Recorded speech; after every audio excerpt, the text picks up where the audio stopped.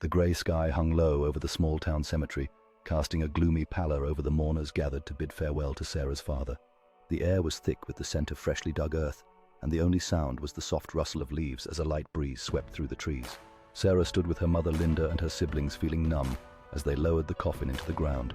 Linda's eyes were fixed on the casket, her face a mask of stoicism, as if she was determined not to show any emotion.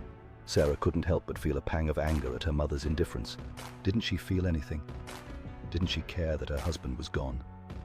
As the service drew to a close, Linda stepped forward to thank everyone for coming. Sarah watched her mother with a mix of resentment and pity. Linda was always in control, always telling everyone what to do. Even now she was determined to handle all the arrangements herself, as if it was her duty to take care of everything. Sarah felt invisible, as if her grief was not important. She glanced over at her husband, who was holding their youngest child, and tried to push back the sense of isolation that was creeping over her. She knew that she needed to be strong for her family, but it was hard when she felt so alone. As the mourners began to drift away, Sarah stayed behind watching as the gravediggers filled in the hole. She felt a sudden urge to scream, to rage against the injustice of it all. Why did her father have to die? Why did Linda have to be so cold? Why did she feel so lost? Eventually, Sarah turned to leave, her heart heavy with sorrow and anger. She knew that the road ahead was going to be long and difficult, but she was determined to find a way through. She would not let her family's dysfunction define her. She would not let her mother's control consume her. She would find a way to heal, to grow, to be free. Confronting the past.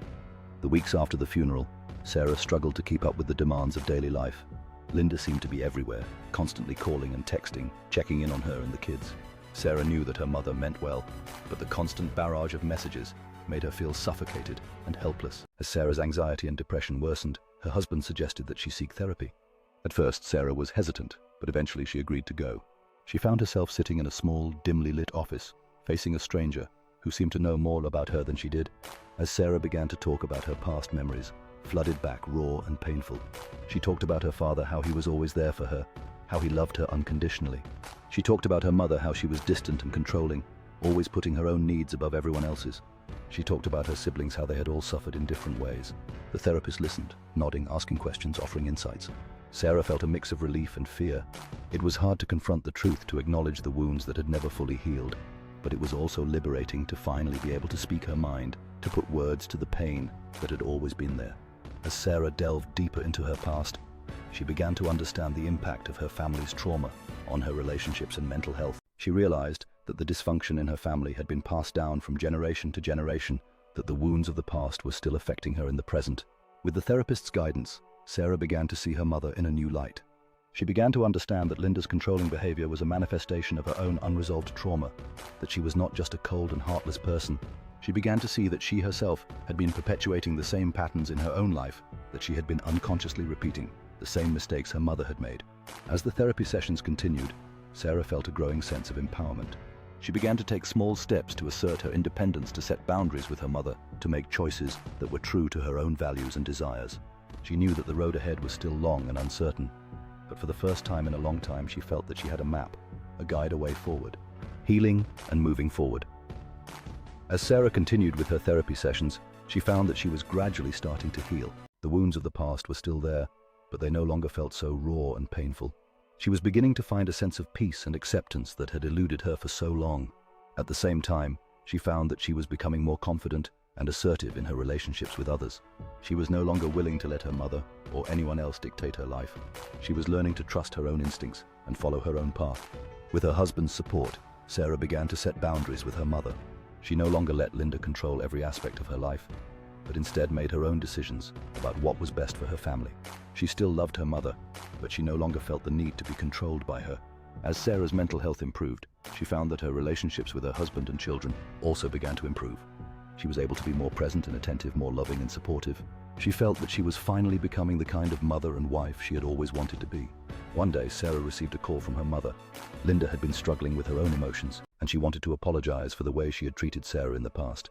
Sarah was hesitant at first, but she could hear the sincerity in her mother's voice, and she decided to give her a chance. Over the next few weeks, Sarah and Linda began to talk more openly and honestly than they ever had before. They talked about their fears and hopes, their regrets and dreams. They began to acknowledge the wounds of the past and to work together to heal them. As the days turned into weeks and the weeks turned into months, Sarah felt that she was finally moving forward. She knew that the road ahead would still be bumpy at times, but she felt that she finally had the tools and the support she needed to face whatever challenges lay ahead. As she looked out at the world around her, Sarah felt a sense of hope and possibility that she had not felt in a long time. She knew that the scars of the past would always be a part of her, but she also knew that she had the strength and resilience to overcome them. She was finally free, and she was ready to embrace whatever the future held. Open-ending. As Sarah reflected on her journey, she realized that healing was not a linear process. There were still moments of darkness and despair, times when she felt like she was back at the beginning, but she also knew that those moments were temporary, and that she could always find her way back to the light. She continued to see her therapist, but she also began to explore other ways of healing, including meditation, yoga, and journaling. She found that these practices helped her to stay grounded and centered, to connect with her own inner wisdom and intuition. With each passing day, Sarah felt that she was becoming more fully herself. She was no longer defined by her family's dysfunction or her mother's control. She was a woman in her own right, with her own dreams and aspirations.